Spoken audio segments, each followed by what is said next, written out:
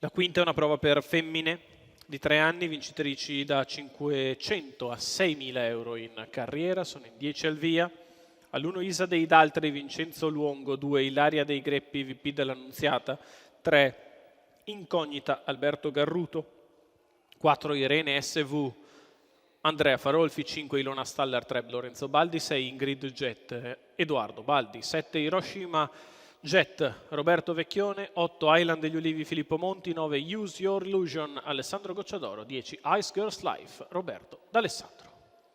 Problemi in fase di lancio per Island degli Ulivi, va al comando Irene SV che scavalca Incognita all'imbocco della prima curva, poi Ilona Staller Treb, galoppa Irene SV che aveva preso la prima curva a tutta. E così rimane al comando Incognita nei confronti numero 4, di Irene Ilona Staller Treb, poi Ice Girls Life partita benissimo dalla seconda fila, di fuori Use Your Illusion che avanza sulla stoppata della leader e dopo il 14,9 di lancio ha decisamente rallentato. Si presenta Use Your Illusion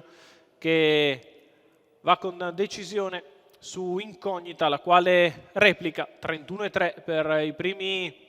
400 di gara. Incognita e Use Your Illusion alle prese, poi Ilona Staller Treb, ancora Ice Girls Life con accanto Hiroshima Jet, quindi ancora Ingrid Jet e Ilaria dei Greppi. Sotto alle tribune attacca Alessandro Gocciadoro che non perde tempo, va con decisione su Incognita che si difende 800 metri in 1-1-1, attacco di Use Your Illusion a Incognita, poi Ilona Staller Treb che precede sempre Ice Girls Life e ancora Hiroshima Jet, il chilometro in 1:16,6 con Use Your Illusion che